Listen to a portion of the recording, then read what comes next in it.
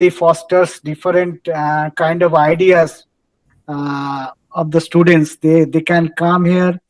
I mean, they can design their own gadgets. We also have the junior mentors here, and time to time we have different kind of activity program also there. And whenever this COVID situation improves, I would like to request you, please come with your students and visit, and you can interact with our mentors. You can have some kind of sessions, so that can be possible to ignite the minds of the students.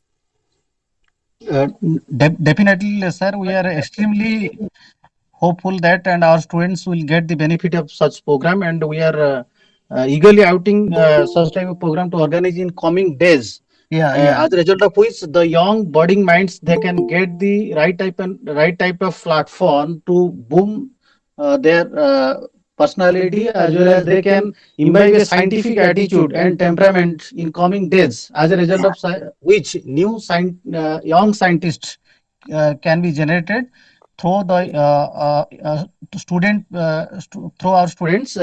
Student period is such a vital period, and if we give a positive attitude, if we give a scientific bent of mind, if we inculcate scientific temperament in the minds of the student and infuse in a positive direction, definitely they will march ahead and to take Yes, the yes. growth trajectory of That our is.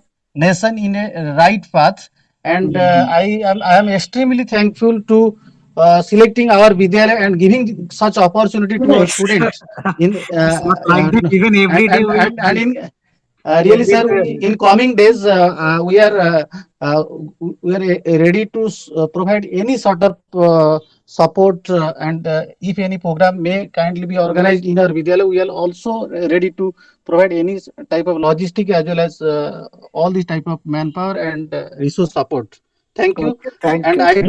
I do hope that all the students and the teachers who are present here they will get the benefit, and we are in such a backdrop that the water crisis is a major challenge in the present day, and Yeah. the different countries and even regional point of view, the world is affecting the crisis of water, and how can water be managed in an effective and channelized way, as a result of which the present water crisis can be mitigated in a positive direction and fostering towards sustainable development, and we can create a living planet in which every individual can live with dignity and live with a sustainable way of life, because of the technology is availing in with us, and if we adopt the technology in a sustainable manner, definitely the challenge in the prospect of the present generation can easily be mitigated, and we can create a sustainable planet in which every individual can live with dignity, and there will not be any crisis, water crisis like situation.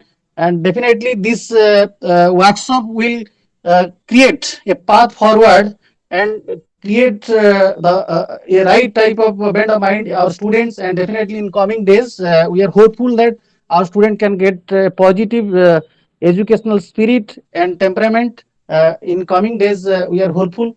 Thank you, and I once again thank you all the students who are participating, and definitely they can get the better chance here in coming days ahead. Thank you once again.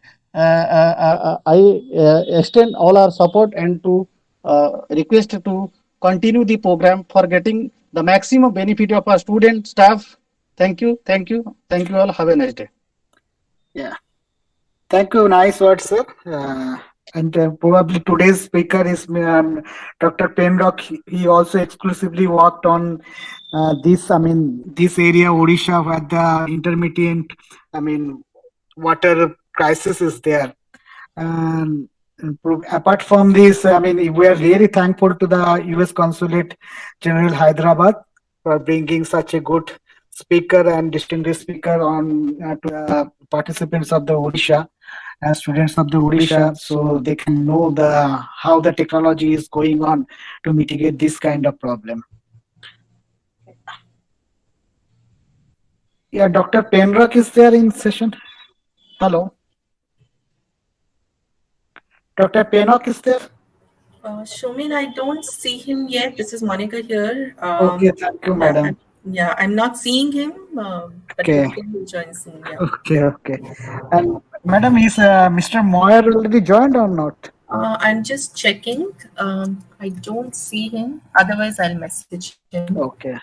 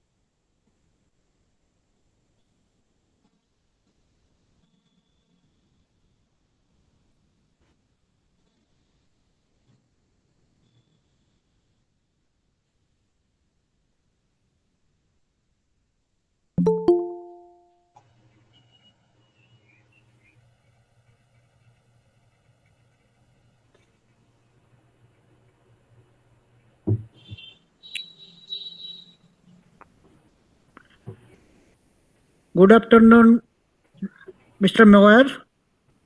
Good afternoon. How are you? Yeah, fine. How are you? Very good. And yourself? Okay, fine. It's good. And welcome to the session. And we are hopeful probably Mr. William will join. I'm just messaging him, Somin. So I'm on his WhatsApp, so I'll just check with him. Okay. But Dave, so Somin is the one who's coordinating the section from RSC Bhubaneswar. So he'll be the key person here, as you read also in the agenda. And Somin, Mr. Dave Moyer, he's the Yes. officer. So, We are really thankful to US Consulate Hyderabad to providing such kind of support. This is the first time we are working with US Consulate, and hopefully still, I mean, every week we are doing many things. Probably our target group is basically for the students community up to class 12. So hopefully it will be long lasting relationship. We will do many other things. Every week we have some such a kind of problem, though this corona situation is something is unprecedented, and it will, I mean, there is no physical interaction is there. So we all shifted all our education activity into the virtual platform. Very good. I'm glad we could support you today. Yeah.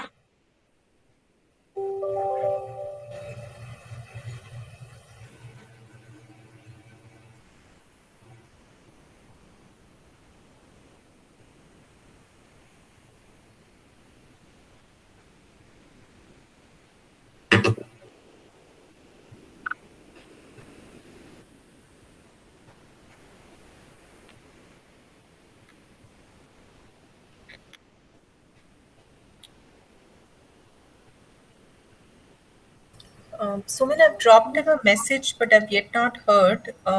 Yeah. The invite that you sent, that invite had the joining link, right? Yeah, already I Google Calendar is also shared with him. Okay.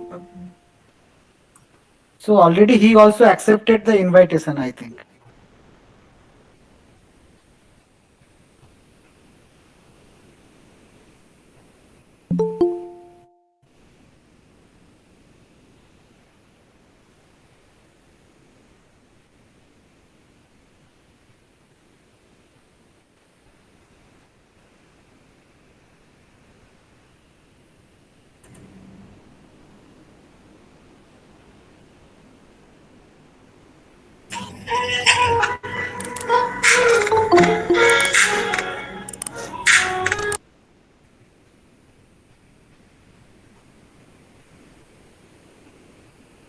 Welcome, Dr. William. Somin, yeah.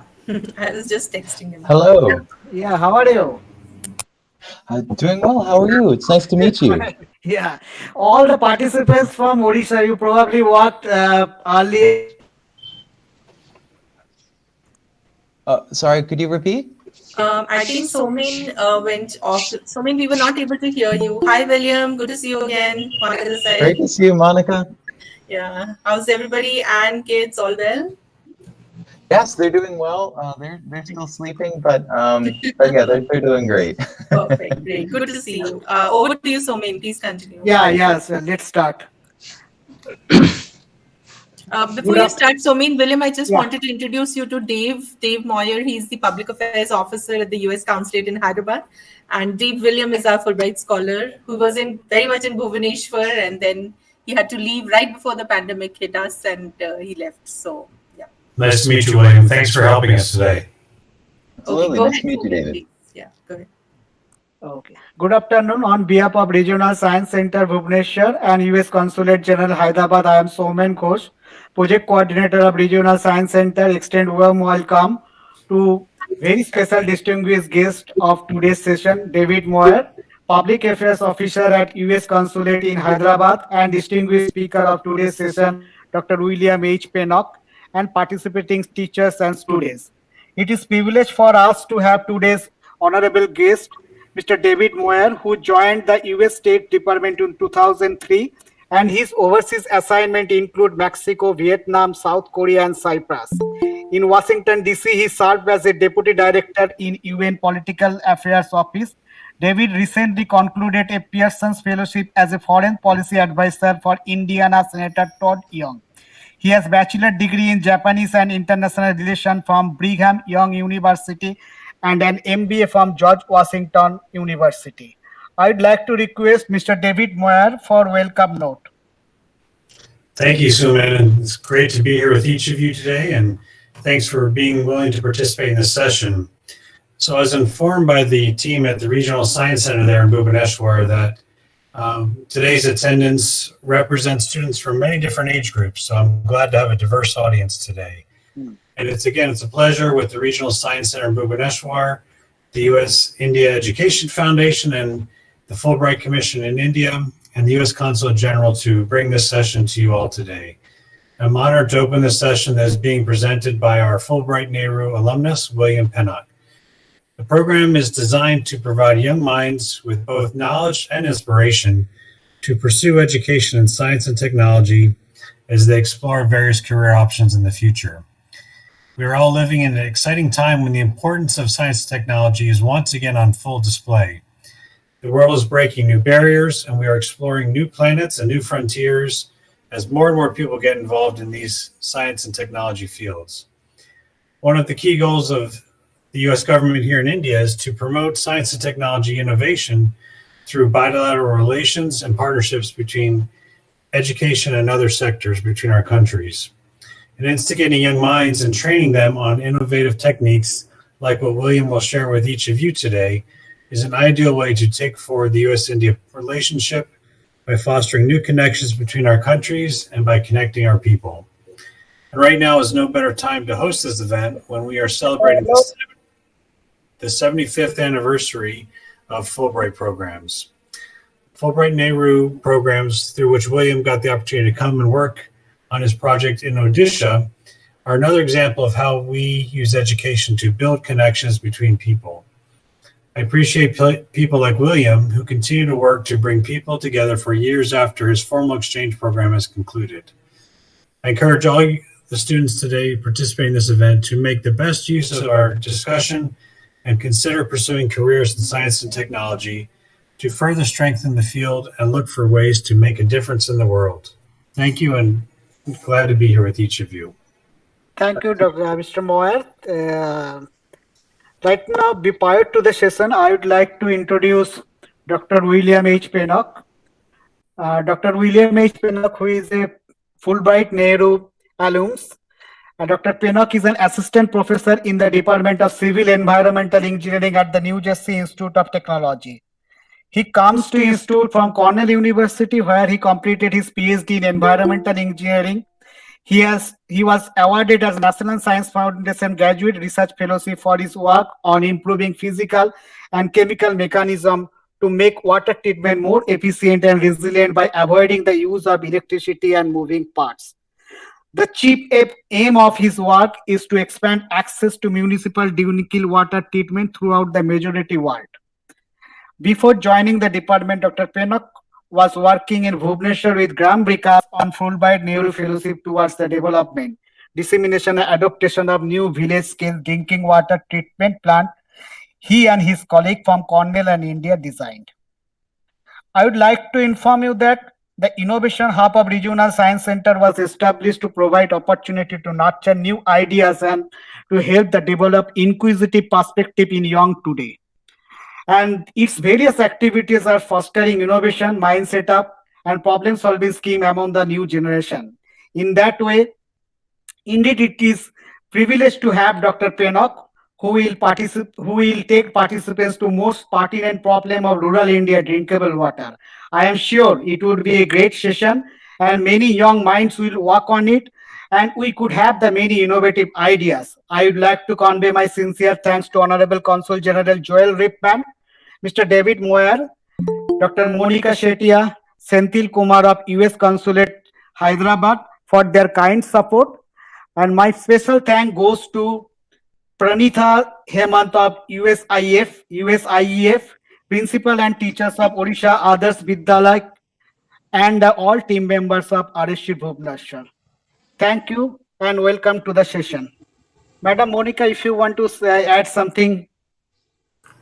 No, so I think Dave have already given his remarks, but I think I just want to say that thank you for actually involving us in the event. It is a pleasure for us to be involved, as Dave also mentioned, in such bilateral work, especially when it comes to related to education, science, technology. So we're really thankful to for Regional Science Center to think about us and get us involved in the program. And of course, thanks to William for waking up so early in the morning and doing the session for the students. So thank you all, and great to see some of the student faces on the screen. It's a pleasure to have the young minds come on board and listen to the speakers like William. Yeah. So thank you so much. Dr. William, now this forum is yours, sir.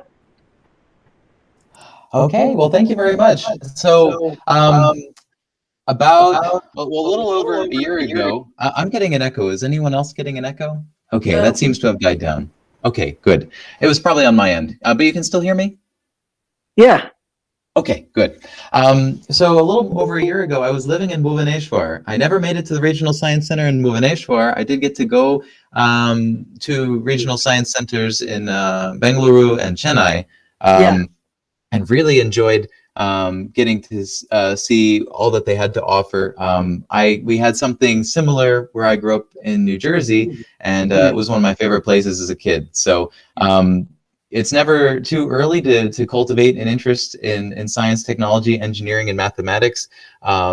There is just an explosion of things happening in there, and there are many niches in there. And so I hope that all of you will develop a personal curiosity, and depending on what you decide to do, I hope that this may even help you professionally, but there's certainly many places to go. So let me share my presentation.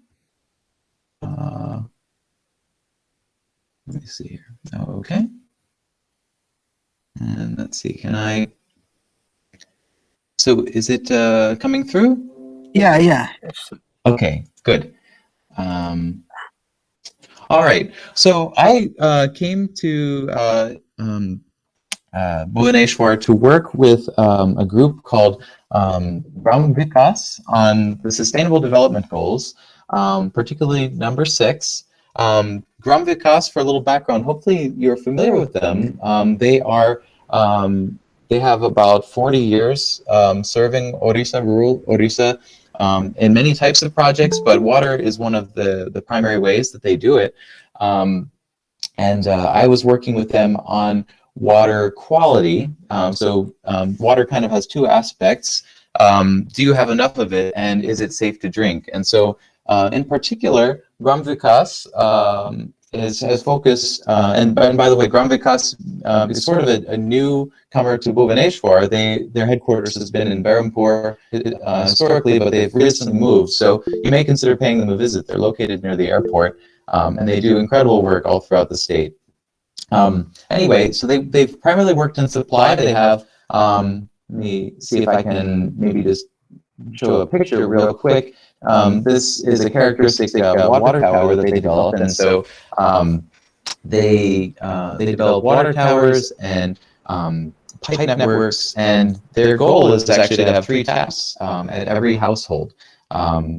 so not only one for cooking and drinking, one for the washroom, and one for bathing. So they do an incredible job. Of course, they do latrines as well, and their mission expands beyond that. And I got to work with them in an Adivasi community located in the Chandika forest, just outside of Bhubaneswar. So very close. To work on bringing this particular drinking water treatment technology. So maybe just to go back and give a little background, this is a very important sustainable development goal. It's William, not sorry only... to interrupt, but your slides are not moving and we're not seeing it full screen. Okay, so let me see. There must be an issue with... Okay, thank you for telling me. Yeah. Maybe I can share a window instead. Yeah, that's probably going to make more sense anyway. Let me do that. And also make it full screen. We can Yes. just insert. Yeah. So let me see if I can... Okay, so hopefully this works. Share entire screen. Okay, good. Now I'll make it full screen. Sorry about that. So we have the Sustainable Development Goals. So number 6 is safe, is universal, equitable access to safe and affordable drinking water for all. All of those are loaded words. It's important not just that you have water, but that it's safe. And it's important that it's affordable and equitable. So one of the challenges actually with the way things as they exist is that the systems tend to default to point of use. So people tend to give up on centralized water systems because of intermittency, and that's really what I want to talk about today. Is intermittency is the concept that water is not running in the pipe all the time. Instead, it's supplied at very particular times, and there are multiple reasons for that. But there are these problems with intermittent supplies, and so the burden of treatment tends to fall to the users. So if you use an AquaGuard or a similar system, whether it be an RO system or activated carbon. When I was living in Bhubaneswar, we had just activated carbon. The groundwater was pretty good quality, so that it means that you're paying for the treatment, and as a result, and quite possibly the supply if you're using groundwater, and that means that only those who are wealthy or reasonably well off can afford to get safe water to themselves. So that's the problem with equity. I recently attended a talk, which I'll talk about a little bit more, where the speaker said that, this is a professor at a university in Hyderabad, he spends about 1,700 rupees a month supplying clean water for him and his family. And that's not a cost that every family can afford to pay. So that means that the quantity and the quality are lacking for the poor members of society. So to get this equitable distribution of water, safe water, means that it needs to be centralized so that everybody, not just those who have the resources, can get it. Now, this is a big challenge. There are billions of people who lack access to safe and readily available water. And so, globally, the UN has set a pretty huge challenge. This is, about 18 New York cities per year. New York City is a city of 8 million, which is certainly not as big as some of the cities in India. But Americans also tend to use a lot of water. We, at least in the Northeast, have abundant water supply, thanks to just the climate. And so we're not very conscientious. In the Southwest right now of our country, there's a huge drought right now. So they are much more conscientious about the water that they use. But regardless, 800,000 liters per second per year is a lot of water. So the this solution to develop centralized treatment and distribution is something that Gram Vikas has been doing for quite some time in the rural sector. And it was very inspiring to work in that office. Many of them, the people who work there, have had successful careers in IT and have lived around the country in some of the most wealthy metropolises. But now many of them are working and sometimes living for months at a time in more rural communities, giving their time and attention to help holistic development of these communities. And so the water projects are one. The component I was working on was water quality, and you might be able to see this kind of scramble of PVC on the right, plastic pipe. It turns out that design didn't make sense in Bhubaneswar like it did in Honduras. So that was it's been a fun project, and actually it got stalled because of the pandemic. So right now, actually, we're looking to have the project finished by this coming January. So I'm excited for that, and I'm hoping that I might be able to be back in Bhubaneswar around that time to see it in operation. So as I mentioned, the constraints are a little bit different in India from where this was designed. So not only was the same piping not commonly manufactured, but there was also the aspect that in Honduras, the water supply is abundant, and also is the topography. So there's so we wouldn't use water towers there like in India. So anyway, it involved some additional challenges. So I guess the thing I just want to drive home there is that a lot of times there's not a one size fits all solution when it comes to water. It's a and a lot of infrastructure in general. What might work in one hemisphere of the world may not work in another. And so that's part of the fun and also the challenge.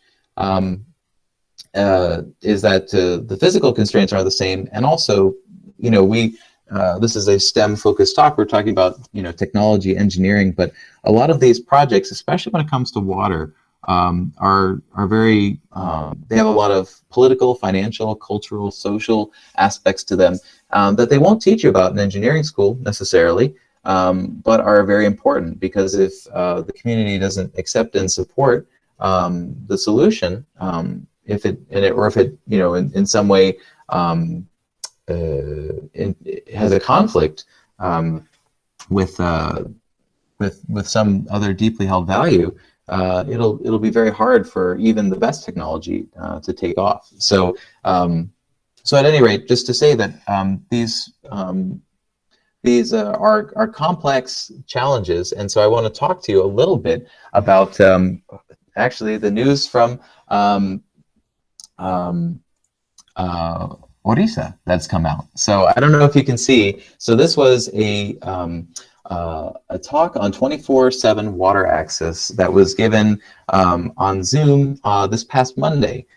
So the man in the picture is V.S. Cherry. He is the nation's expert on continuous supply of water. He's been campaigning for it for more than 2 decades, so he's located at the Administrative Staff College of India, so he's been pushing not only to understand this at an academic level, but actually to work with policymakers, government leaders from all over the country to institute 24/7 water access. And so the last I had heard about 24/7 water access in India was that about 10 years ago, Navi Mumbai, and I believe another neighborhood outside of Mumbai had implemented 24/7 water supply. And it was a planned city, and so they were able to do it with relative ease. But it was a fairly small project, and there hadn't been that much progress since. But Puri and Odisha in general have broken through and have become the leaders in India. So this was a talk that was meant to celebrate the 75th anniversary of India's independence, as I believe this set of talks is as well. And this is big news. This is something to celebrate. And this is, although it seems like a new concept, even in the very early days of India's independence, they were doing incredible work on continuous access to water. But it is very challenging to maintain, and so, you know, in light of other needs, that particular requirement was left off. You can get used to not getting 24/7 water, but I'll want to talk a little bit about why it's important. Before I do that, I just want to point out G. Mati Vatanan. Hopefully you've heard his name. So he's the Principal Secretary of the Housing and Urban Development Department. He's been helping lead the charge to get 24/7 water across Odisha, and not actually just 24/7 water, but he calls it drink from tap, which means not only do you have water all the time, but it's safe to drink right from the tap, which you know, without needing an AquaGuard or any other treatment. So it's a major dream. This is a huge leap. Odisha has put a huge foot forward ahead of other states and other cities. So Odisha has become a leader. So you can see, actually, so I didn't capture his smile here, but Vyas this probably made the last decade for him, seeing this happen. So just a few facts that were shared by the Housing and Urban Development Director.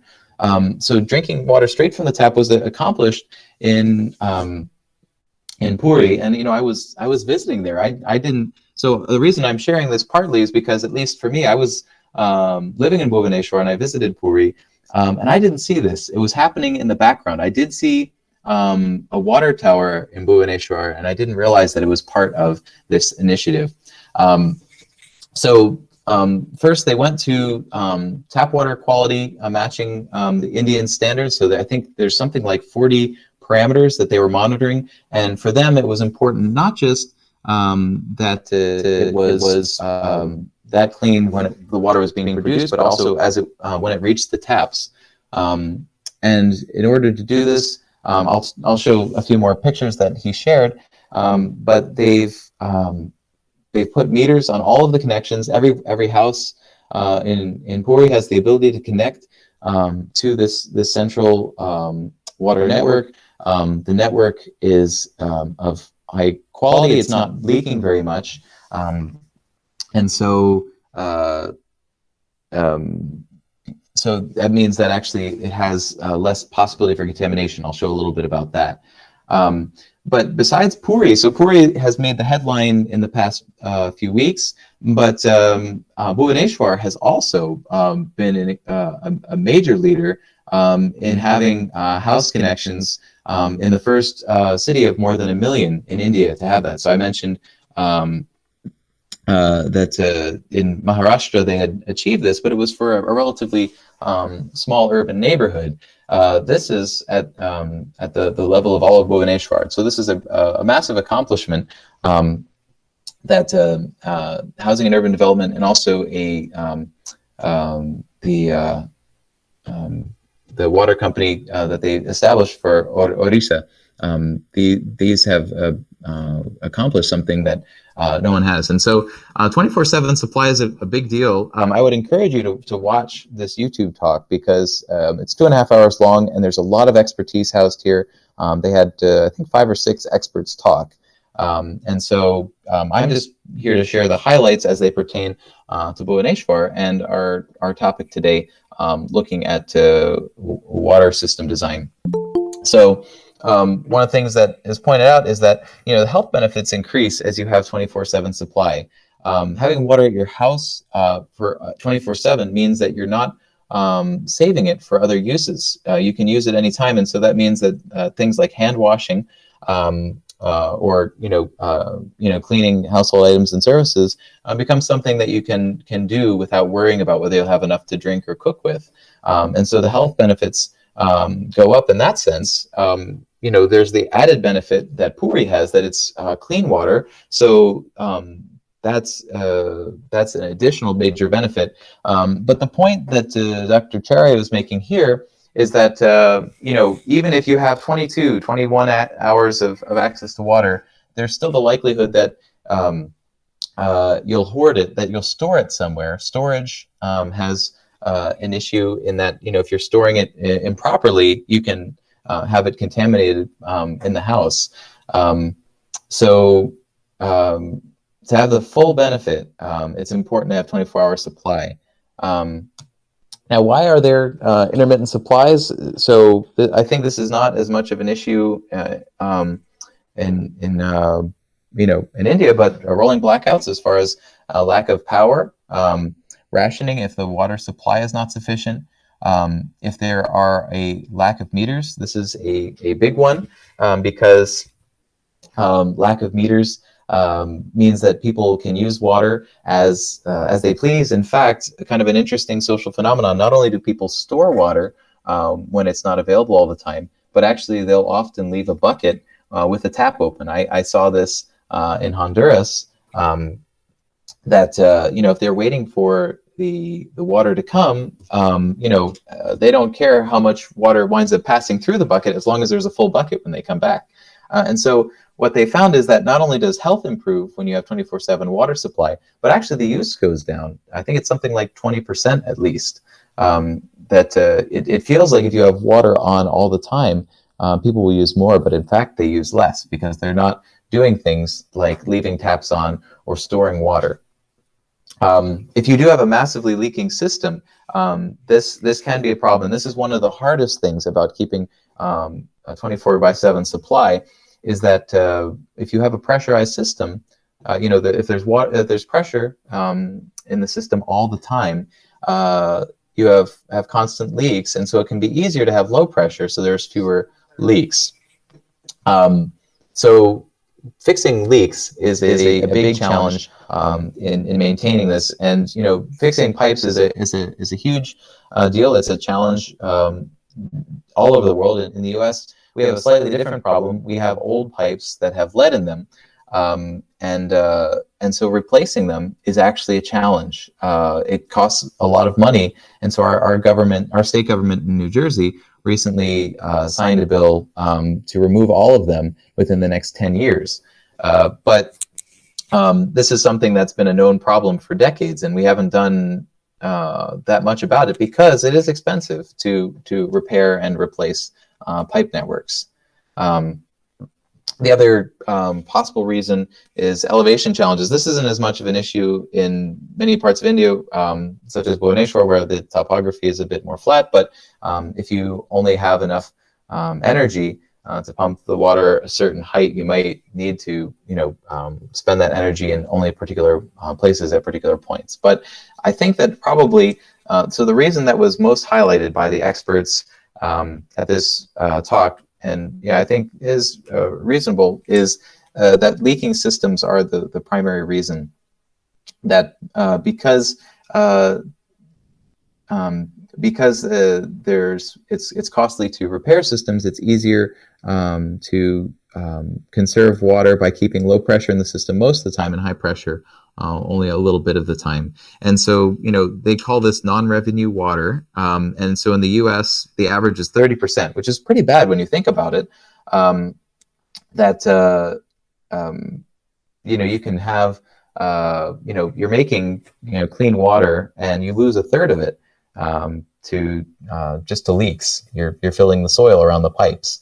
One of the presenters at this talk mentioned that they're working with Suez in Karnataka, and they were able to get by repairing pipes, go from like 60% loss to about 20% loss. So 20% is great. 20%, 15%. I believe Odisha, the current system has about 15% loss, which is really good. So it's better than U.S. standards as far as lost water. So so that's a major benefit and something to think about. So leaks, we mentioned, they're an economic problem, but they're also a potential health risk. So you would need to have, so if your pipe is surrounded by contaminated soil that's full of water, and it has openings in it, you can have contaminants diffusing into the pipe. And if there's ever a case where the pressure outside of the pipe is greater than the pressure inside the pipe, that there's a suction into the pipe, it's very bad. So there is the possibility that you can have negative pressures momentarily in the system, but you can have persistent suction in the system if people have booster pumps. And this is a reality of systems that that have, I guess, a lot of informal connections. So actually this top picture, I don't know if you can see, there's a little line coming off of this leaking pipe. That looks like an informal connection, something where someone wanted to join the network, but didn't do it through the water utility. And as a result, they just created their own connection, and that's particularly a problem if people put a pump on, like you see in this picture on the right, and suck water from the system. Not only does it lead to inequities when people are pulling water, just like digging deeper and deeper wells, where people are kind of racing each other and digging deeper wells. Same thing with these booster pumps that suck water from the distribution system.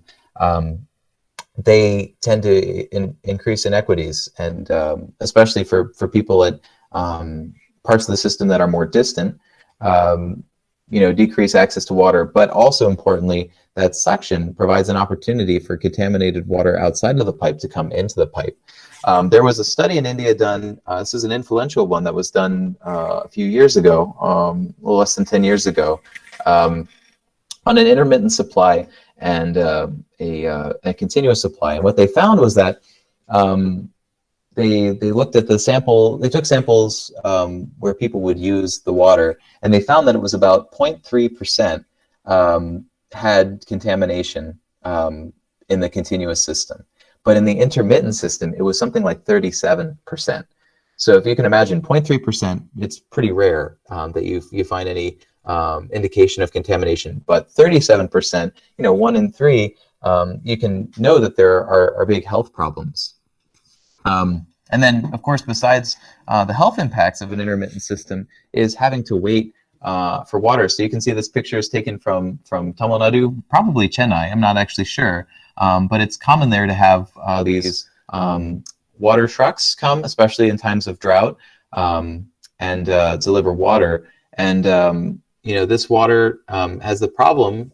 There's the health problem because you can have a contamination of these jugs, and you can also people will use hoses to suck water. Their own hoses to suck water from tanker trucks sometimes. And when they do that, the result can be that those hoses might be dirty, and so those can contaminate the water too. So having all this human involvement in the transport of the water provides opportunities for contamination, but it also is a major opportunity cost. It costs billions to the economy to have particularly women and children getting water from having to wait hours in many cases and having to carry the water sometimes long distances. Water is very heavy as well, and so it has adverse health outcomes too, to be carrying such heavy loads so often. There are a lot of challenges with it, and these are some headlines that the Housing and Urban Development Director pointed out. These were all headlines from in the area that hepatitis, which results in jaundice, had been an issue. So that's a water quality issue, and there's a possibility that could be coming from contamination of the leaking pipes, but also when you have your own storage and supply. So this is from informal. This is from just natural water. I believe this was in Jharkhand. This picture was taken. You can see that it's a lot of effort to maintain water without running water. So you have to have a big supply, and then you have to meet it out into cooking and washing and different uses. Keep them separate, keep them clean. It's a massive amount of work. So it's an opportunity cost in terms of the time, and it's also a risk to health. Another risk to health is so this is just to demonstrate the risk to health in transportation. Stand posts are actually not recommended, and this is one reason why. If you notice, after handling the pump, this girl, wanted to wash her hands, but that meant actually that by reaching her hand in, it contaminated the water, so that's not the only reason that contamination could happen, but just the point that carrying carrying water leads for opportunities to contaminate it. So the results have come in as far as health centers in Odisha, and they have found consistent decrease in jaundice. Jaundice is that top, the orange bars, and diarrhea is the green bars, and the numbers next to them are deaths. And so you can see jaundice has gone down markedly, and diarrhea has as well, especially, it seems, with the new system. So 2020, I believe, marks the at least the inauguration of the Bhubaneswar system, you notice particular decreases then. So having access to good sanitation or good water supply is an important issue. I just wanted to point out that there is a bit of a challenge in isolating the cause of illness like jaundice or diarrhea, because it's not only the water that you drink, but it's the water that you wash your hands with. It's your food. If that happens to get contaminated, the soil. There are a lot of ways that you can wind up being exposed to pathogens that don't necessarily come from the tap. So this was a lesson that I learned trying to prove the efficacy of our plants in Honduras, based just simply on medical center data. But the data are pretty convincing in Odisha. So Odisha is doing a lot of things right, and it's really exciting to see. So how is Odisha doing it? First is that they have made this a priority. One of the things I love that Mati sir has said is that they don't, water is the most basic resource that the government can provide, and so it sort of goes without saying. We're willing to invest in the government providing Wi-Fi for people or electricity, and those are very costly. Water actually, in comparison, especially when you consider its benefits, is not that costly, but you have to make it a priority, and so that is what the government in Odisha has done. You can see a 5 times increase in the investment and expenditure. So that's those bars in green. So they've put the money and the people on it. Like I mentioned, they also formed a separate water company to manage this. They didn't just throw money at the problem, which is usually a surefire way to create more problems, but they thought about what are the things that they how should this be managed? And so one is just that people need safe water on tap. They changed a paradigm, which I just think is incredible. They actually refused hand pumps and public stand posts for probably some of the reasons I showed before, where it leads to a possibility for contamination. It also means that you're winding up storing the water. So there's a possibility for contamination there, but also you're hoarding the water. So you're less likely to use it for less urgent uses like hand washing and just conserving it for drinking and cooking. This big one here, relaxation of house connection norms for the poor, what they're getting at there is that the government standard, the central government standard, is that it is the end user that is responsible. So there's the water system connection to the house, but then how it connects to the house, the tap and so forth, is the responsibility of the household. And they've found time and time again that, especially in general, people tend to use the cheapest option that will work. And especially for households that are particularly constrained in resources, they'll use inferior home connections that lower the quality of the service to them, and also can lead to lower quality in the system, if it's leaky and so forth. So Odisha made the executive decision to take control also of the taps at the house, to make sure that everybody has 2 taps at their homes, which is really incredible. And so they ran this at they did a trial in I'm trying to remember the name. I think is it Saliasahi? It's a slum in the center of the city, a bit north of the science center, but that's where there's the water tower, and they focused on having these 2 taps that they provided for every household, and it's been a success, and they've expanded it to the rest of the city.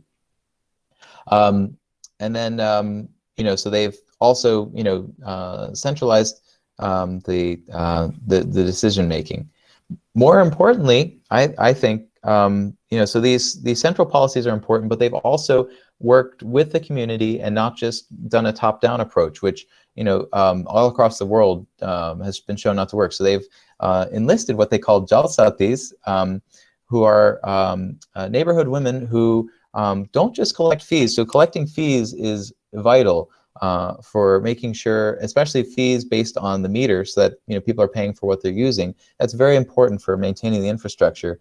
But they do so much more than just reading the meter and sending bills. You see that they do field quality testing. So Odisha has invested in water quality testing, and also they've invested in training. So they have official labs, but they've also given resources to these Jalsati workers to do testing themselves, to make sure that the quality of the water as it currently is still good. And they actually also work on those illegal connections. So it's very common, especially in informal settlements, for people to create their own connection to the service. They would be able to observe this and then work on creating a metered connection, so that those people can also use the service, pay into it, and and be connected to the system. So if everybody is paying into the system, everybody is able to have their voices heard, there's a much better chance of success in the long term. And also, so that going with that investment, Odisha has come up with an incredibly modern monitoring system. This is called a SCADA system. SCADA. It's an acronym that is for the computer and automation and data acquisition, and so they have this not only on these central computers that you see in this beautiful command center, but actually they have it enabled on mobile phones for the workers. So they've worked very hard to make sure that this is something that is providing real-time data and that they're monitoring proactively. So if they can see that the pressure has dropped somewhere, they have a sense that there's a leak, and they know what needs to be fixed, because it's when you let all of these leaks build up that the problems start. And so this was Richard Francie. He's a consultant, formerly a professor in England. He was at Cranford, and I think he works for, I think it's called ICR now, IRC. He took England's water supply as an example. He converted the cost per user in modern Indian rupee equivalents, and he showed that there was initially a fairly small investment. During the World War II, there was a drop. I think that's simply because the country's resources needed to go other places. But then it continued. It rose for a little bit, the country felt that they didn't need to do too much. They got complacent about maintaining the system, and so they stopped paying into it as much. But then they realized that actually they were accruing leaks. The system was beginning to not be able to handle the needs of the country, and so people actually, wound up having to spend more than double what they had been paying in order to maintain the system. And you can see that it's gone down since then. But that jump explains why it's so easy for water systems, especially continuous water systems to fail. If you can accept paying a little less and only getting water 22 hours, it can continue to spiral down where you're getting more leaks, you're getting more infiltration, you're getting more breakdown, and by the time that you go to fix it all, you wind up with a bill that's very hard to reach. And so Odisha has taken an incredible leap, and the effort that they've made in changing the paradigm and in educating, I think, will pay large dividends. But they'll have to keep it up, because it is hard to keep these systems running. But it's even harder to build them in the first place. And Odisha has done that work, and so it's very exciting to see. I think that Odisha will continue to be a leader and an influencer in India, and it's exciting to see. And all this time I was living in Bhubaneswar, I didn't know this was going on. I knew about the central government initiatives like Jal Jeevan, but I didn't hear about this. I regret that. Part of the problem of not speaking Odia, I suppose. But there are some very exciting things happening. I wanted to share that with you. So last thing I wanted to do today, and I'm sorry I talked a little bit too much perhaps, but at any rate, there's a lot of interesting things happening. Is this software called EPANET? It's certainly not the only way to design a distribution network, but the nice thing about it is that it's freely available. It's something that the United States Environmental Protection Agency has developed and put out. So you can go right to this website and you can download this. This is a Windows program, and you can install it.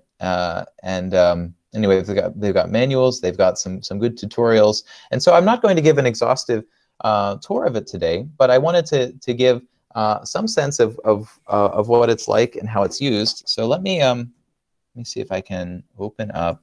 Okay, yeah. So this is an example of a network that we've been working on. So I think we mentioned I'm an assistant professor at the New Jersey Institute of Technology in Newark, New Jersey.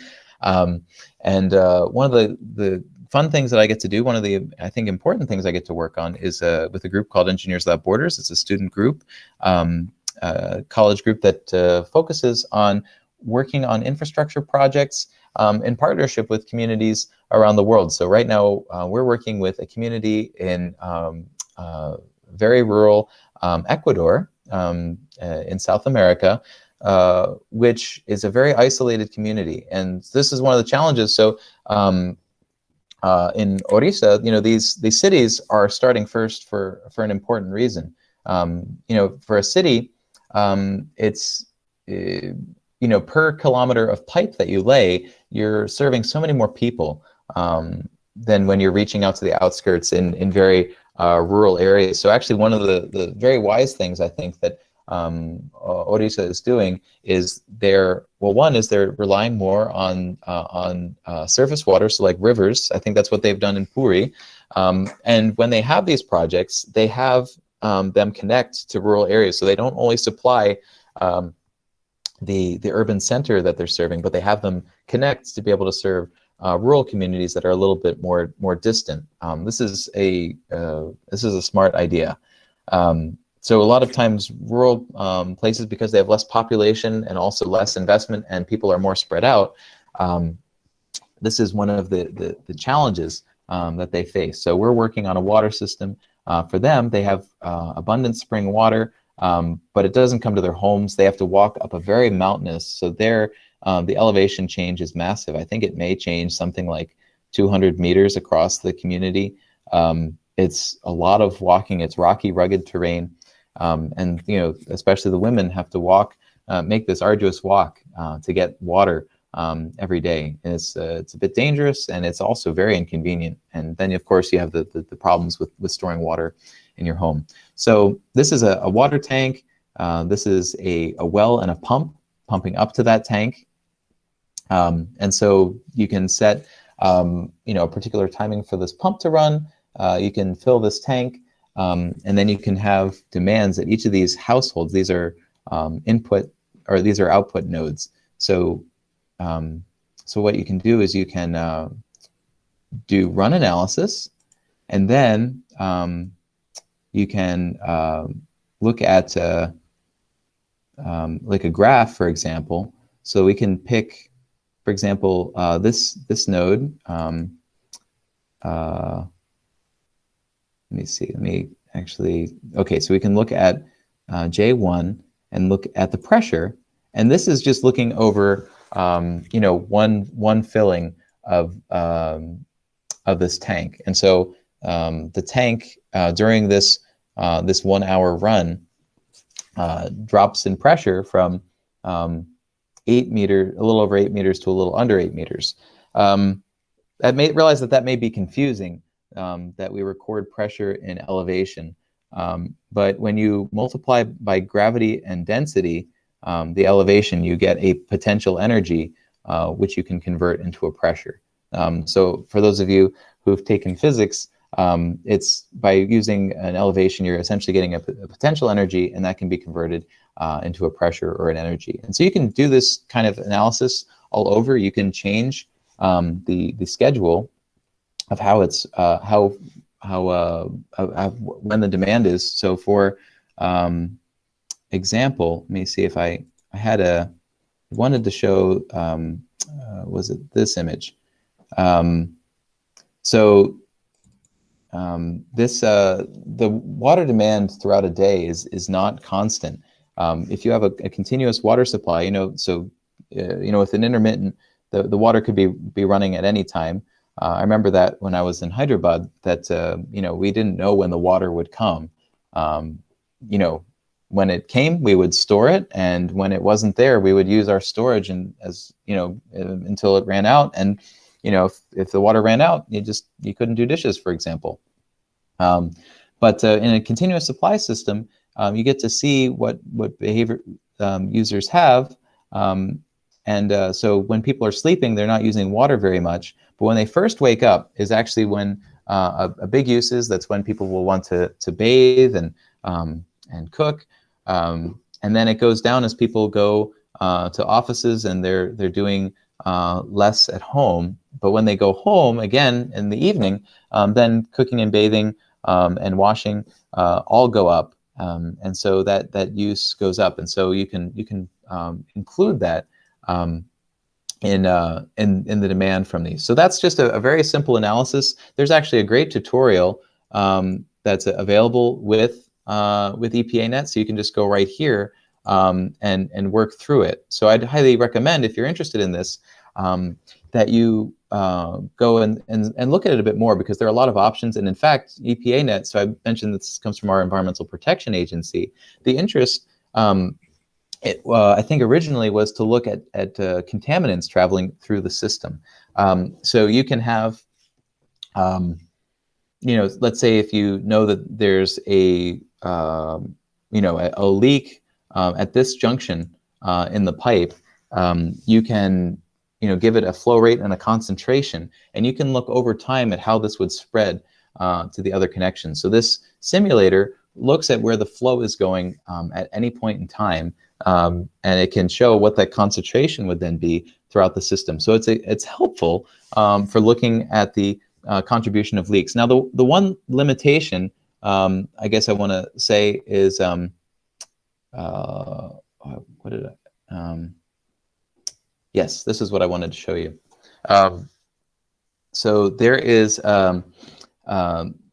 it's a little bit of a challenge to model an intermittent system. And so these researchers in the Czech Republic and India developed a method to do it with EPANET. So it's not trivial. So I'm showing this as a great tool for analyzing a water supply, but this is good for analyzing a continuous water supply where you can know what the demands are and what the pressures are at all times, and you can look at whether the energy and the quantity of water that you're supplying are enough. And so that's I guess what I want to leave you with, is that there's this free tool available that you can look at a system and figure out what would be needed to make sure that there is 24/7 water supply for these people. So anyway, if you do want to have an intermittent supply means that the pipes run empty sometimes,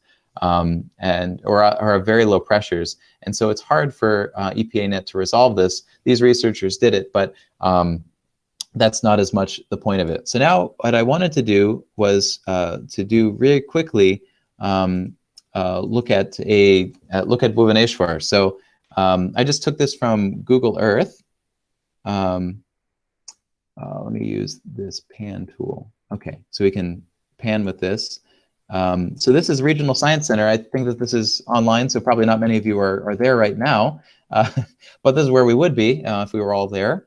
And not too far away, okay, Odisha Legislative Assembly, there's an overhead water tank a little over a block away.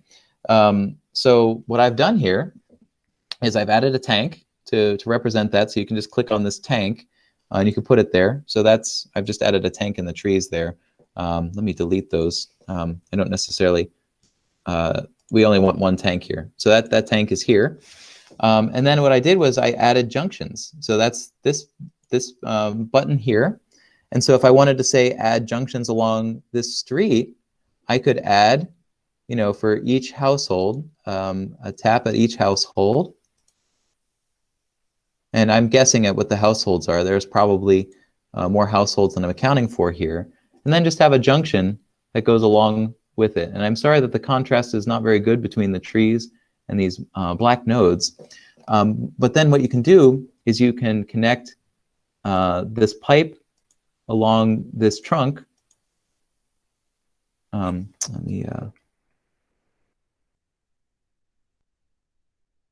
can connect the nodes to make new pipes. And then, of course, you can connect them to the household. So I'm not going to finish doing that here. Taking a step back, actually, I wanted to show you how I did this. I got an image off of Google Earth. I saved it as an EMF file. You can do that in Inkscape, which is also free. Inkscape is for editing images, particularly vector images. So you could save it as an EMF.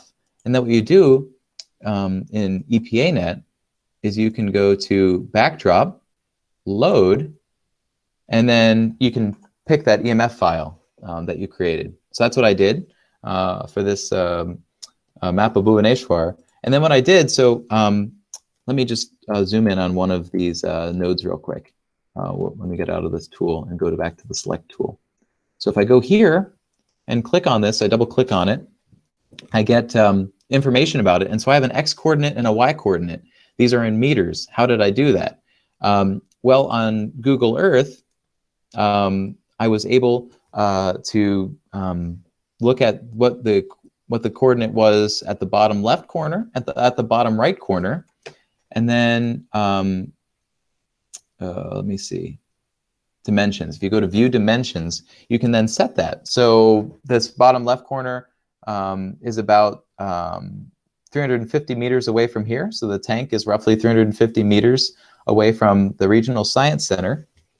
And then the Y coordinate, so it's about 280 meters from the top of this image to the bottom. So I just included that, but you could also do it in degrees. You could just take these coordinates directly from Google Earth, which is also freely available for download, by the way. And then you can put that in here for the lower left and the upper right corners. And then the image you can just work directly with. You can see on the image where the houses are and put the nodes, and then you can connect them with pipes. So you can just go from a pipe from one node to the next. Then what you could do is you can go to individual nodes, and you can come up with a demand for that node. So a base demand means, what would they use on average? But then something that you can do, if you go here to patterns. So patterns in this represent use patterns for people. So if you want to get technical, a factory will use water differently from a household. But just for our purposes, let's just do a household. So you can set a schedule for when the water use will be. So this mirrors that curve I showed you before. Very low usage when people are sleeping from midnight to 6 a.m. They get up at 6 a.m. and from then to around noon, the water use is high. They go off to work, they're using the water less. They come back at 6 p.m. And from then until they go to sleep, they use more water, not quite as much as the morning, but they use more water. So you can do that, and then this will allow you to analyze the water use over time throughout the system, and then get a curve to show what the pressure is in the system, what the flow rate is in the system, and this can help you analyze, are there critical times when, for example, maybe the household use is actually too much, especially considering, and so let me just go back to Google Earth real quick. Google Earth, if you download the software and don't just use the website, is very nice, because if you look at this bottom right corner, you can see what the elevation is. So about 42 meters is what we're looking at. So here's the overhead tank. They're just giving kind of the average ground elevation. So it's about 40 meters. We can assume that maybe the tank is another 30 meters up, and the water level fluctuates a good, I don't know, between 5 and 10 meters within the tank. And then if we're looking at the pipeline, it goes up 40 meters, from 40 meters down to 39 here as we go along the street. It rises actually up to 42 meters, and Regional Science Center is a good 2 meters up above the water tank. So that means that the water tank, if we're going to look at this analysis, we might find that the pressure is simply too low at the Regional Science Center, that we're not actually able to get water up to the second story, or the first floor rather, with the water pressure that we have. And so that might mean that we actually need a higher water tower, because if the water use is so high everywhere else, that we don't actually wind up having enough pressure at the end of the pipe to supply water to the second story there. So I think that's pretty much what I wanted to show you with this for now, with the encouragement that I imagine that most of you are probably on mobile devices watching this talk, and so probably weren't able to follow along in EPANET. So I designed this to be more of just an interactive look through the program, and give you a taste of it and what you could do. There's, of course, in the tutorial, you can see even more detail, especially as it relates to specific analysis of the system, and looking at what for example, chemicals might how some contaminant might pass through the system. So this is to encourage you that there are a lot of free tools that are at your disposal. That's something that I've come to appreciate more and more as I've been in graduate school and now as a faculty member, is the great community of free software developers out there. I've been using Linux as an operating system recently, for example, using things like this program.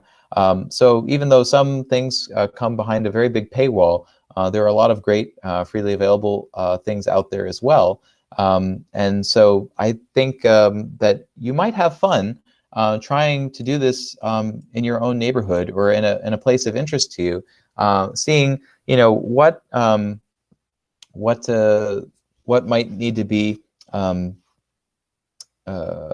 what are some of the constraints on a water system, just real quick, one thing to consider is if you look at the pipe. This is something that I don't want to get too technical on, but an important concept in fluid flow is that there's a conservation of mass. So if you have a pound of water or a kilogram of water coming in one end of the pipe, it has to a kilogram comes out the other end. It's matter is not being created or destroyed because we don't have a nuclear reaction going on converting the matter to energy. And so because water has a constant density just about, it also means that if you have a constant volume, if you have a liter of water come in one end of the pipe, it should come out a liter on the other end regardless of pressure. So practically what that means is that if you have water flow, the same amount of water flowing through, let's say you have a liter per second flowing through a very skinny pipe, it will flow very fast relative to if it's flowing through a big pipe.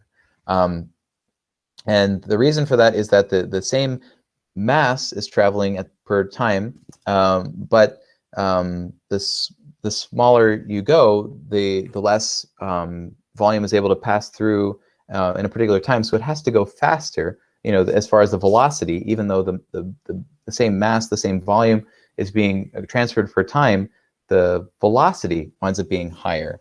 And the faster that you go, in a pipe, the more energy you lose. It's like friction. If you think about, for example, re-entry vehicles, coming from space into Earth's atmosphere, they come in with a lot of energy and they lose a lot of that energy very quickly. In fact, dangerously quickly, because there's a lot of friction on the surface of the re-entry vehicle. So in the same way, if when we see an airplane flying in the sky, we don't see it glowing bright red. But when we see a shuttle flying through the sky, in pictures and television, we do see it glowing red. We see that it has to have ceramic heat shields on it to protect it as it enters Earth's atmosphere. And so that's an extreme example of what's happening in pipes. The faster that the water is flowing, the more energy gets lost. And so one of the things that you would want to play with is just the size of the pipes and their length. So anyway, with that, I realize that we're a bit over time. I want to be respectful of that, and I apologize. But I hope that you will consider playing with EPANET, and in general, continuing to be curious, which I believe is the goal. And supporting your local water system in Bhubaneswar and Odisha. There are exciting things happening right now. Yeah, thank you, William. Hello. Thank you, William. Yeah, it was a nice talk, and I hope everyone enjoyed. If anyone have any question, you can ask William directly.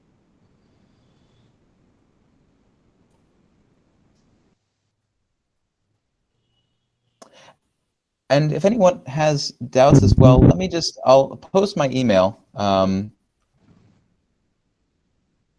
Anyone have any question? So you can also email me directly. Okay. I realize it is very difficult to ask in a large group of your peers, but I do encourage you to develop the skill. It's one of the things that is important in graduate school as you go from becoming a PhD, is learning to be confident asking questions, even if they sound maybe a bit silly. So that's how you learn. No, I think, not to our center. I just want to share one thing. Just one of our science center, they also took up one citizen science project with the collaborating with the schools. So they are calculating how much water footprint is there in the urban areas and rural areas. After there is maybe it is a duration of 1 year project on with 350 and 360 students of different schools they are working, and afterwards there is some expert also involved on that process, and they're just calculating what is the expertizations can be given on that way, what kind of technology will be also introduced to their household areas to reduce the footprint. Afterwards, there is a kind of citizen science they are just introduced in one of the science centers that took up this initiative. So I hopeful that in Odisha we can do it. On that way, these schools, many schools are interested to pursue this kind of project also. And on that way, yeah. Yes, noise is there. Just give Yeah. In case of um, yeah. Am I audible? Yes. Yes, sir. Yeah. Yeah. So in that case, I hopeful that some of the school will be come forward and take up such kind of project, and even in our part, even our own local problem, we could have find the solutions by including such kind of expert opinion from your end also. I hopeful this program will be continue once again. We'll be touch with the Williams and will be many more programs and many thing will do on that in this regard. I would like to request our education assistant, Mr. Rabindra Marandi, to propose vote of thanks. Thank you so much, sir, for introducing me to the honor to vote of thanks. So, on behalf of Regional Science Center Bhubaneswar, I would like to thanks U.S. Consulate General Hyderabad and United States India Educational Foundation. They have given a very good expert from USA, and we're very thankful to Dr. William S. Penakji for your sharing your very precious and busy schedule. That it was taking so much time to host this program with our one of the very beloved school from Keunzhar. And sir, I will told you that Keunzhar is far 250 kilometers away from Bhubaneswar, and because of this pandemic situation, this virtual platform has given us a very good platform that all has been together here. We are from Bhubaneswar, you are from USA, and our participants are from Keunzhar. So it's a very that means a pleasure to have a very good sessions. And I hope think the students and the schools, my principal is also there, so they have got some ideas how that water distribution system has been generated by our expert. And I hope that children has got some ideas to how to think something when we start to develop like then software has been already is been there in our free sources, so we can download it. But before we go for the to download this one, we need to know how it was generated, how it was created for the mankind. So on behalf of that one, I'm very thankful to William sir to spare this time. And also I will be thanks to Monica Madam ji for guiding us to prepare this type of programs. And thanks so much. Please keep your hands along with us so that we can do some good activities for our all the future generation. And I would like to again thanks to OAB principal sir, Satyavrata sir. Thank you so much. Sir. We have an communication over the phone, telephonic, and never we have met earlier. This is the first time we met, and thank you so much for coordinate all the students. Those today is our holiday, sir. William sir, today is our national holiday. Now one of the festival is going on, so school is closed. So all the participants are joining from their home. So thank you for all the participant children, and hope we have get another most exciting opportunity to collaborate, and we will be do some exciting science and technology activity. And lastly, I would like to thank to our Satyavata sir, OAB, all the participants. Again, I will thank to my head project coordinator, Sumen sir, Monica madam, William sir, and our public affairs officer from US Consulate General Hyderabad. Thank you so much for giving us a very spacious time. Thank you all, and have a good day ahead. Thank you all. From this, we will sign out today's session. Thank you all. Thank you, sir. Sir, just one point I would, sir. Yes, please. Yes, please, sir. Yes, sir. On behalf of OAB Salapada Anandpur Keunzhar family, I am extending my heartfelt gratitude as well as the deep sense of respect to William Penkok, sir, who has rightly elaborated and given our students a platform of from the global perspective to the national context, and come down to the state level scenario, and ultimately what sort of the people they are facing in at the grassroots level, the very need of the present day, that is the water, which is a grave challenge in the present 21st century in order to attend global sustainable development, in order to attain the goal of UNO Global Sustainable Development, to provide potable drinking water each and every sensitive citizen is the major tax, not only the government but also to the each and every citizen of India, as well as the whole world.